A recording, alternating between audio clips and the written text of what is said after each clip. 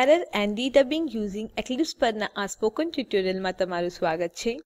આ ટ્યુટોરીયલમાં આપણે શીખીશું સરળ જાવા પ્રોગ્રામ લખતી વખતે શક્ય એરર કઈ છે, એરરોને કેવી રીતે ઓળખવું અને Eclipseના ઉપયોગથી સુધારવા. આ ટ્યુટોરીયલ માટે આપણે વાપરી રહ્યા છીએ ઉબુન્ટુ 11.10 અને Eclipse 3.7. આ ટ્યુટોરીયલનું અનુસરણ કરવા તમને જાણ હોવી જોઈએ કે Eclipseમાં જાવા પ્રોગ્રામ કેવી રીતે બનાવવું અને રન કરવું. જો નથી, તો સંબંધિત ટ્યુટોરીયલ માટે અમારી વેબસાઇટ જુઓ. સરળ જાવા પ્રોગ્રામમાં લાક્ષણિક એરરો નીચે આપેલ હોઈ શકે છે. અનુપસ્થિત અર્ધવિરામ, મેસેજની ફરતે અનુપસ્થિત ડબલ અવતરણ ચિહ્ન, ફાઇલ નામ અને ક્લાસ નામનું અયોગ્ય મેળ, નાના વર્ણાક્ષરમાં પ્રિન્ટ સ્ટેટમેન્ટ ટાઈપ કરવું. આપણે પ્રોગ્રામ લખીશું અને ત્યારબાદ આ દરેક એરરો કરીશું અને જોઈશું કે Eclipseમાં શું થાય છે. અહીં આપણી પાસે Eclipse આઈડીઈ અને હેલો વર્લ્ડ ટ્યુટોરીયલ માટે વપરાયેલ પ્રોજેક્ટ છે. આપણે પ્રોજેક્ટમાં નવા ક્લાસ બનાવીશું અને નવો ક્લાસ વાપરીશું. ક્લાસને એરર ફ્રી નામ આપીએ અને public static void main method stub પસંદ કરીએ.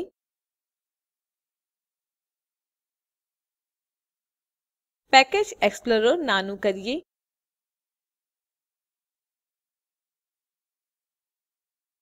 કમેન્ટો રદ કરીએ.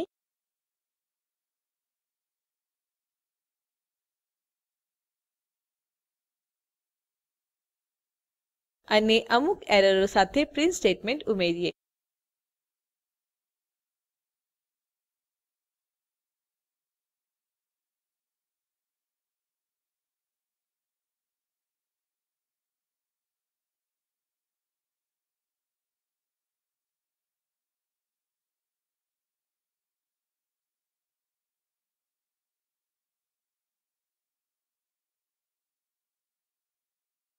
Eclipseમાં જે લાઈનમાં એરર છે તે લાલ ચોકડી ચિહ્ન સાથે ડાબા હાંસિયા પર દેખાશે.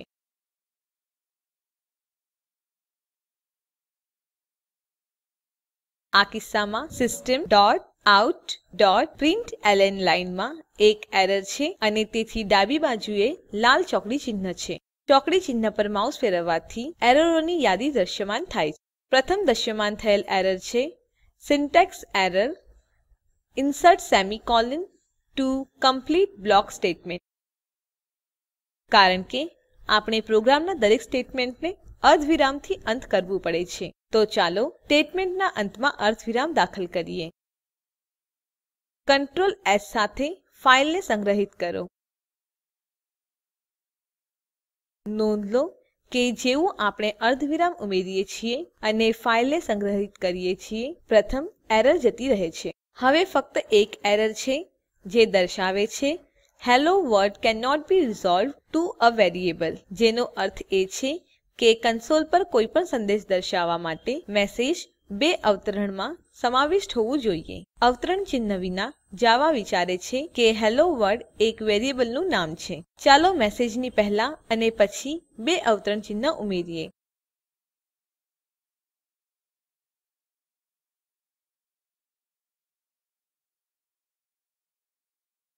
સંગ્રહિત કરવા માટે Ctrl S.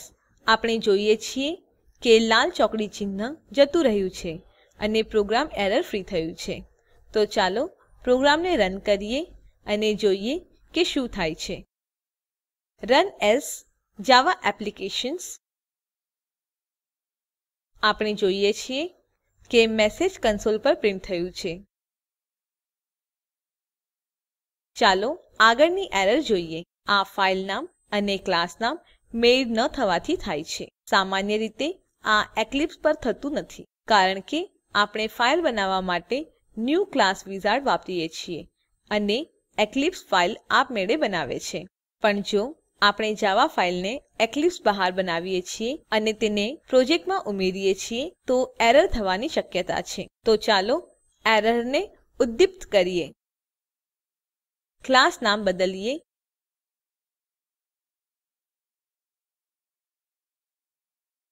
જો કે જાવા અક્ષરો પ્રત્યેક સંવેદનશીલ છે, તેથી હવે ક્લાસ નામ અને ફાઇલ નામ મેળ ખાશે નહીં.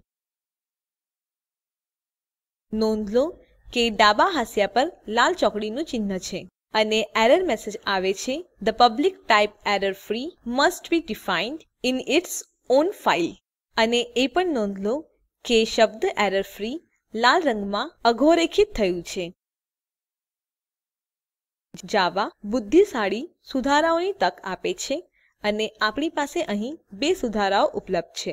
પહેલું છે Rename compilation until to error free Java. બીજું છે Rename the type to error. જે સુધારા આપણે જોઈ રહ્યા છીએ તે બીજું વાળું છે અને આપણે જોઈએ છીએ કે જેમ તમે કન્સોલ ફાઈલનું નામ એરર ફ્રી થી બદલો છો, અહીં એરર નીકળી જાય છે.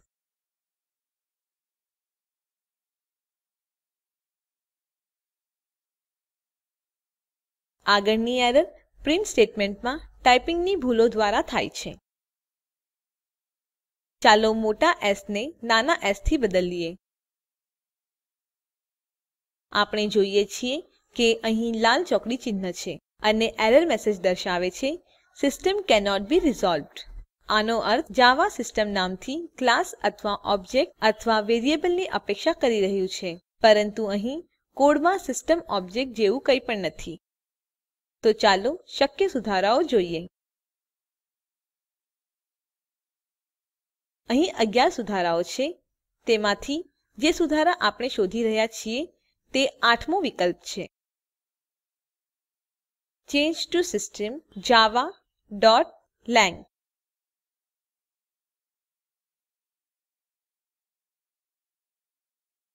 તમે જોઈ શકો છો કે જેમ આપણે તેને મોટા એસ માં બદલીએ છીએ, એરર ગુમ થઈ ગઈ છે.